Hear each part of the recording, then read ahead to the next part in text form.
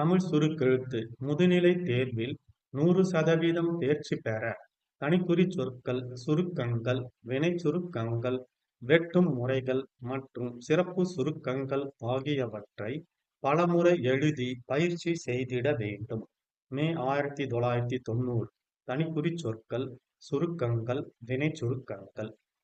இந்த உறுப்பினர்கள் தங்களுடைய வைத்திருக்கிறார்கள்.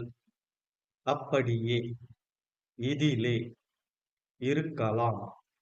அவற்றையெல்லாம் வைக்கப்பட்டுள்ள எவ்வாறு என்பதை இங்கே ஆண்டில் வரை ஆதாரங்களை ஒரு என்று எல்லா மக்களுக்கும் ஏற்படும் என்றும் இருப்பதை திட்டங்கள் வேண்டியிருக்கிறது. தீவிரம் வேண்டிய அவசியம் எல்லாவற்றுக்கும் வேண்டிய மட்டுமல்லாமல் மக்களுடைய எல்லாவற்றிற்கும் இருக்கிறது. கொண்டு தனித்தனியாக அந்தந்த அவர்கள் ஏற்பட்ட எந்த அளவுக்கு என்பதையும் மக்களுக்கு எந்த அளவு செய்யும் உறுப்பினரும் அங்கு செய்து அவர்களுடன் தாங்களும் சம்பந்தப்பட்ட அதிகாரிகளும் வெட்டுமுறைகள் மாண்புமிகு ஆளும் கட்சியின் எதிர்க்கட்சிகளின் வரவு செலவு திட்டம் சுட்டிக்காட்ட விரும்புகிறேன். 50 கோடி ரூபாய் தொழில் வளர்ச்சி, மின்சார உற்பத்தியிலும் தொழில் வளர்ச்சியிலும் வரும்போது அனுப்பும் கடிதம். சிறப்பு சுருக்கங்கள்.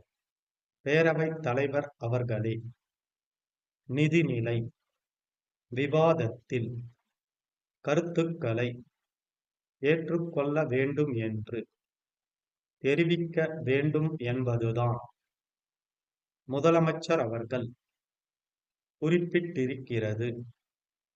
வரவேற்கத்தக்கது. தாழ்த்தப்பட்டோர், பழங்குடியினர், மிகவும் பிற்படுத்தப்பட்டோர், தமிழக அரசு நிதி பற்றாக்குறை.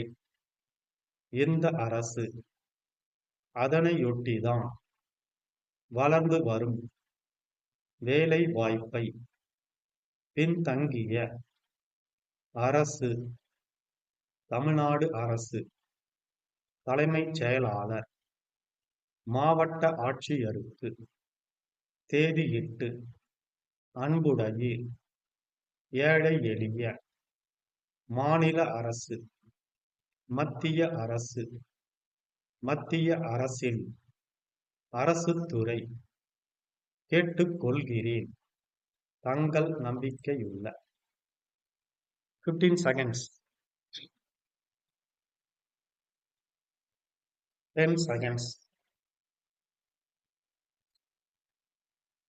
5 seconds. Get ready. Stop. மாண்புமிகு பேரவைத் தலைவர் அவர்களே, இந்த நிதிநிலை அறிக்கையின் மீதான பொது விவாதத்தில் ஆளுங்கட்சியின் சார்பிலும் எதிர்க்கட்சிகளின் சார்பிலும் 50க்கும் மேற்பட்ட உறுப்பினர்கள் தங்களுடைய கருத்துக்களை எடுத்து வைத்திருக்கிறார்கள். இந்த அறிக்கையை அப்படியே அனைவரும் ஏற்றுக்கொள்ள வேண்டும் என்று நான் சொல்ல முன்வரவில்லை.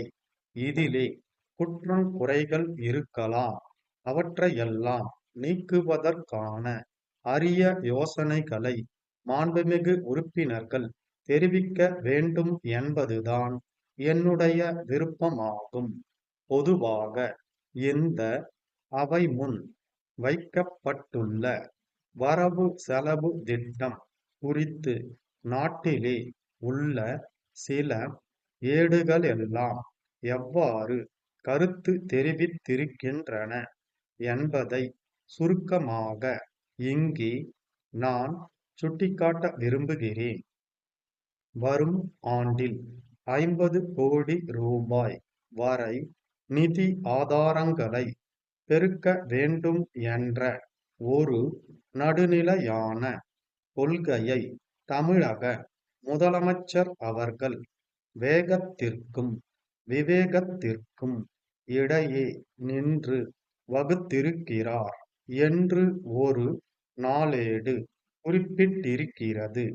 அநேகமாக எல்லா தரப்பு மக்களுக்கும் மனநிறைவு ஏற்படும் வகையில் நிதிநிலை அறிக்கை அமைந்துள்ளது என்றும், தொழில்களுக்கு கூடுதல் மின்சாரம் வழங்கப்பட இருப்பது வரவேற்கத்தக்கது என்றும், 3 புதிய தொழில் வளர்ச்சி மையங்களை அமைக்க உறுதி அளித்திருப்பது பாராட்டுக்குரியது என்றும் ஒரு பத்திரிகை தலையங்கத்தில் தன்னுடைய கருத்தை வெளியிட்டிருக்கிறது.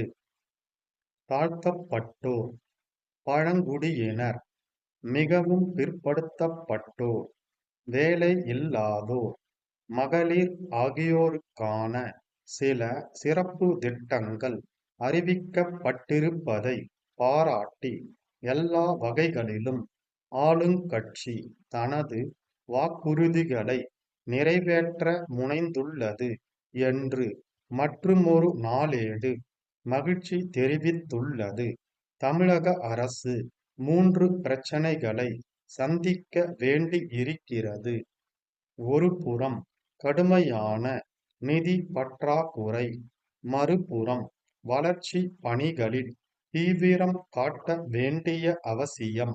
இவை எல்லாவற்றுக்கும் மேலாக தேர்தல் வாக்குறுதிகளை நிறைவேற்ற வேண்டிய கட்டாயம்.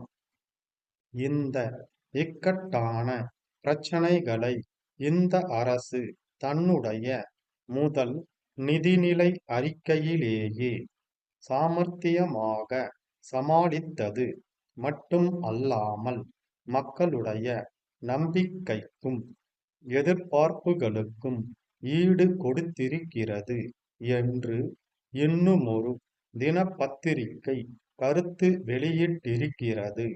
அதனையொட்டித்தான் இங்கே பல்வேறு கட்சிகளின் சார்பில் பேசிய உறுப்பினர்கள் கூட இந்த அறிக்கையில் உள்ள சிறப்பு அம்சங்களை பாராட்டி பேசினார்கள்.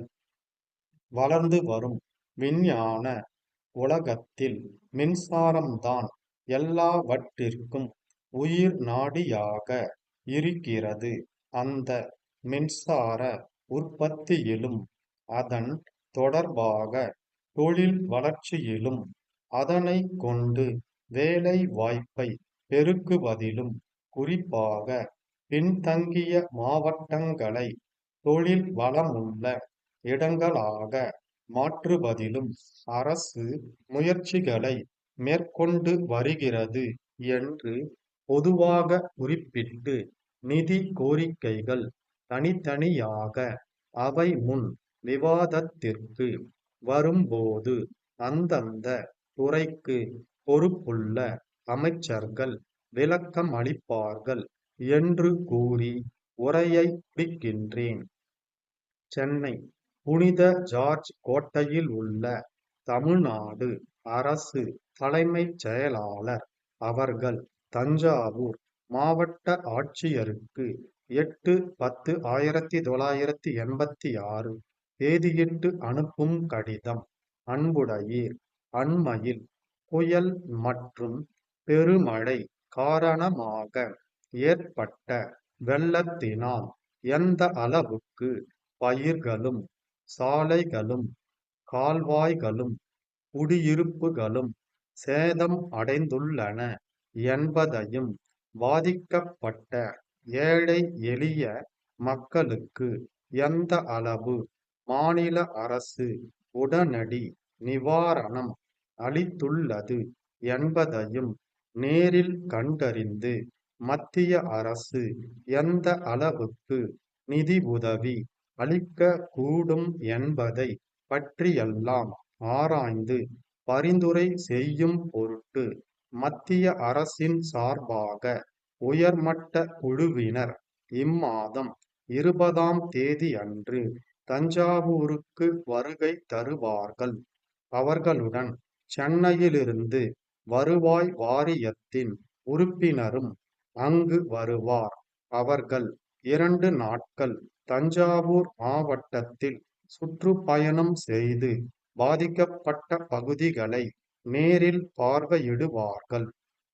அவர்களுடன் தாங்களும் நீர்ப்பாசன பொறியாளர்களும் மற்றும் சம்பந்தப்பட்ட அரசுத் துறை அதிகாரிகளும் சென்று நிலைமையை விளக்கி கூறுமாறு கேட்டுக்கொள்கிறேன். தங்கள் நம்பிக்கையுள்ள ஸ்டாப்.